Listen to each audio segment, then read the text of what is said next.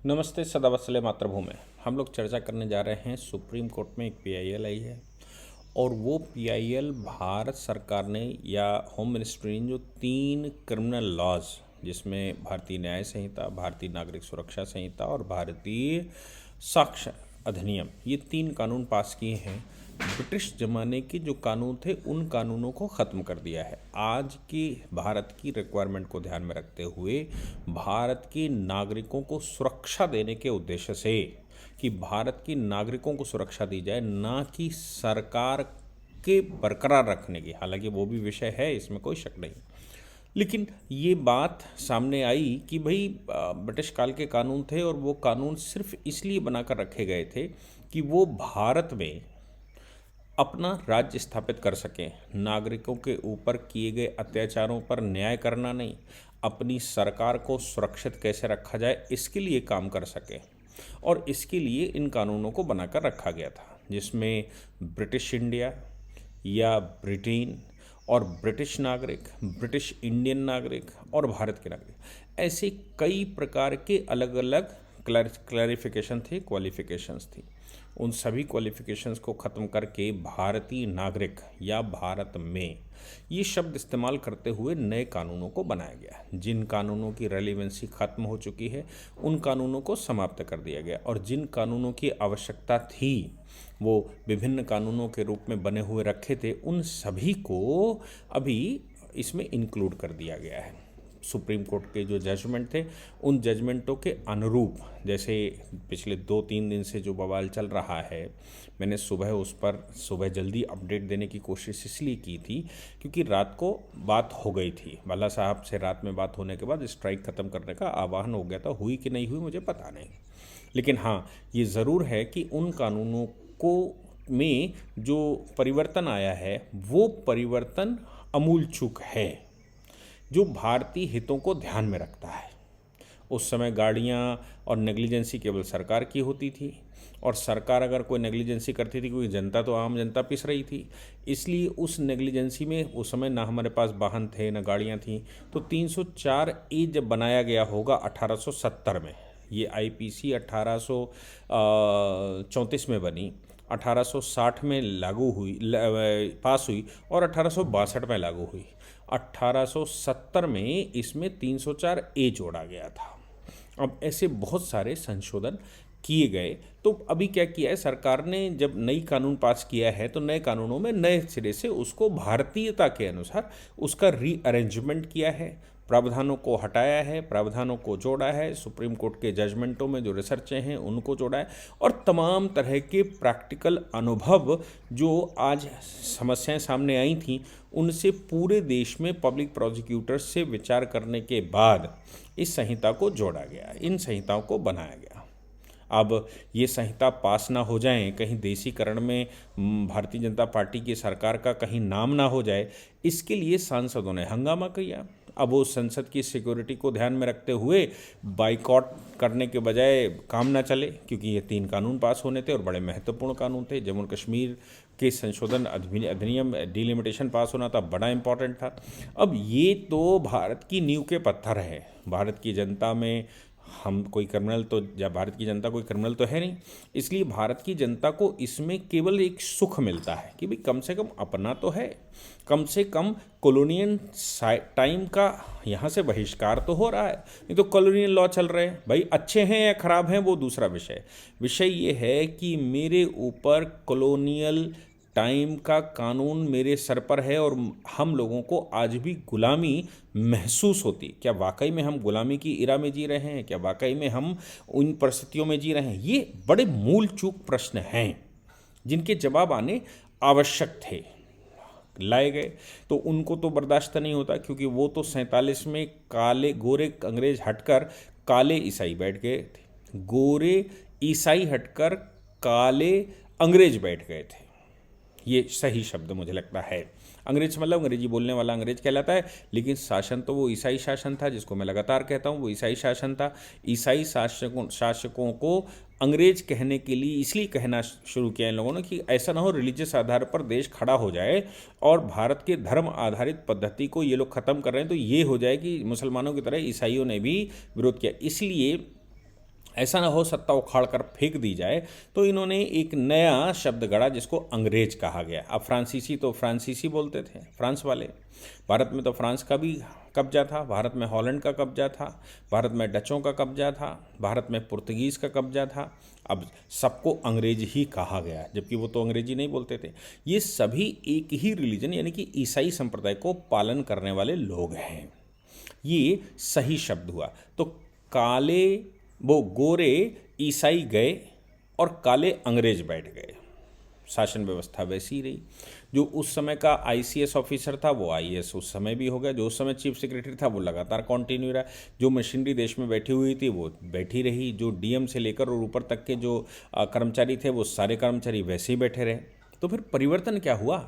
परिवर्तन केवल इतना हुआ कि माउंटबेटन हटकर नेहरू बैठ गए।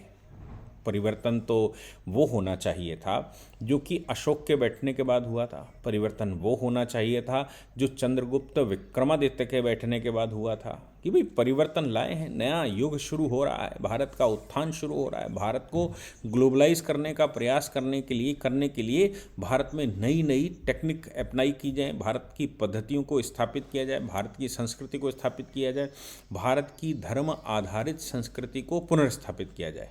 ये सारे काम होने चाहिए थे लेकिन नहीं हुए।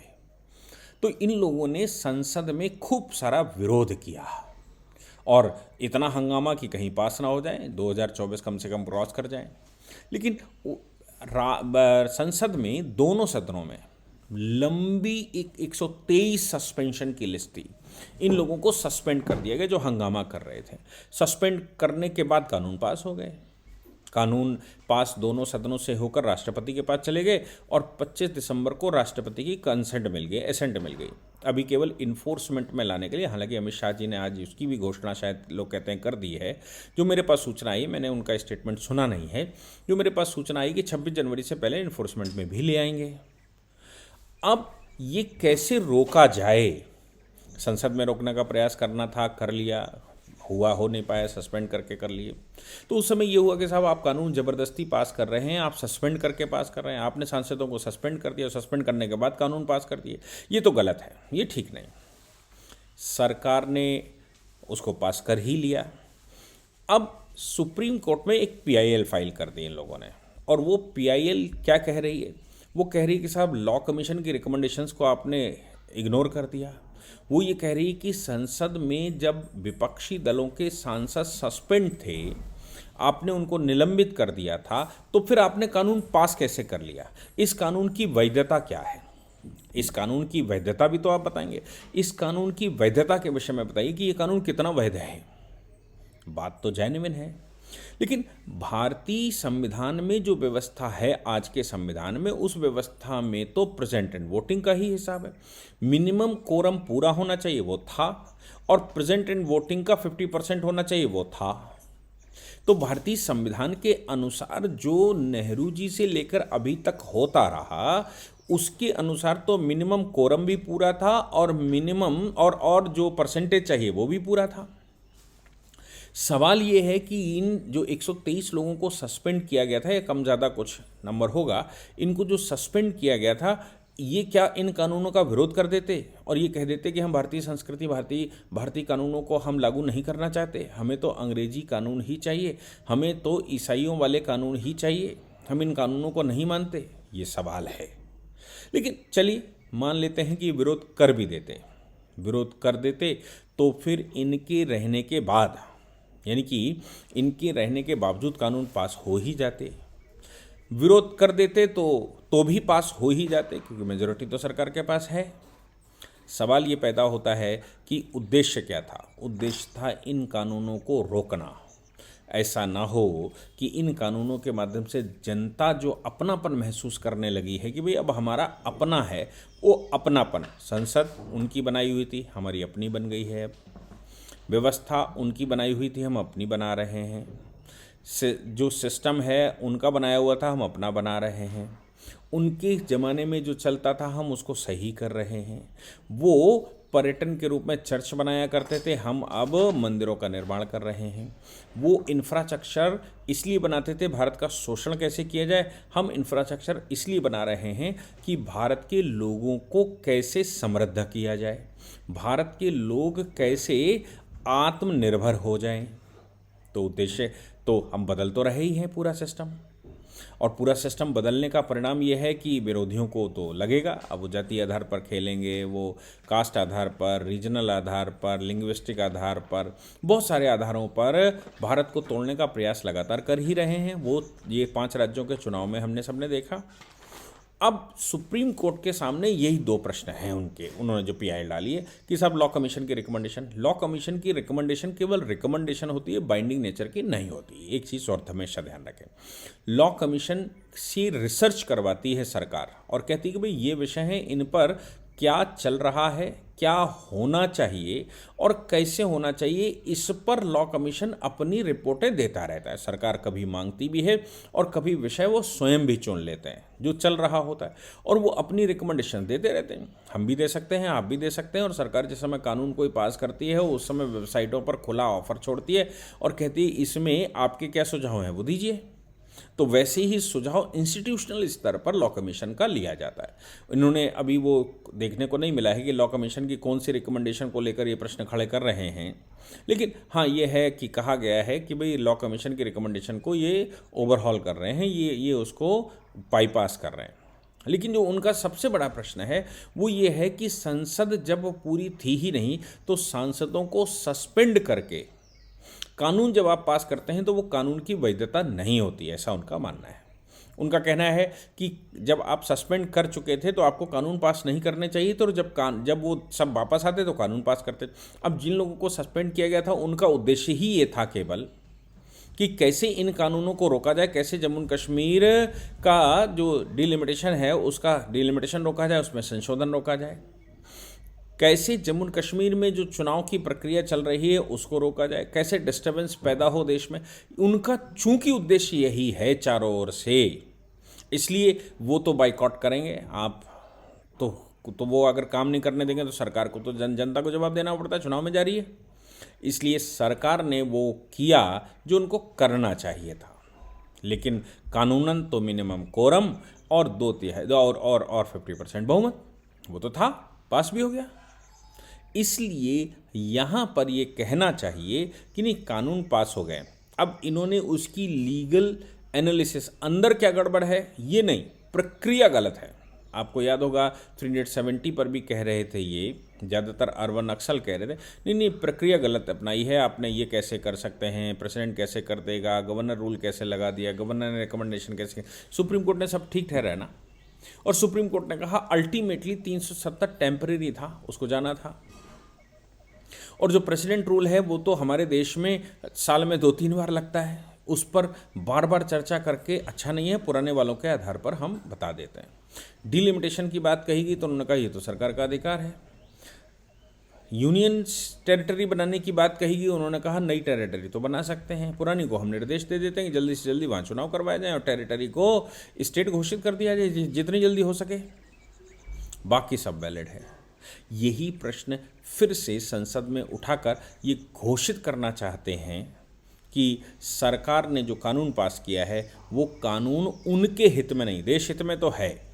देश की जनता तो कह रही है कि भैया अपना होना चाहिए, और वो आज से नहीं कह रही, वो तो आज़ादी के बाद से लगातार कह रही है कि सब कुछ हमारा अपना होना चाहिए। ये जो विदेशी चल रहा है वो नहीं होना चाहिए, चाहे वो आक्रांताओं ने किया हो, वो आक्रांता खाड़ी के आक्रांता हों या फिर वो आक्रांता समरकंद से आए हों या आक्रांता इंग्लैंड और लंदन से आए हों, कहीं से भी आए हों, आक्रांताओं के विषयों को ख़त्म करना, उनके फॉलोवर्स को यहाँ पर डिप्रिशिएट करना, उनके फॉलोवर्स वो 1500 साल पुराना इस्टेब्लिशमेंट चाहते हैं उनको सबको ख़त्म करना और भारतीय संस्कृति को स्थापित करना, ये भारत का दायित्व बनता है और इसको पूरा करना ही चाहिए। इसलिए इनको अच्छा नहीं लगता तो सुप्रीम कोर्ट में PIL फाइल करके अब तय करवाना चाहते हैं कि वाकई में वो कैसे सोचते हैं। जय हिंद, जय भारत, वंदे मातरम।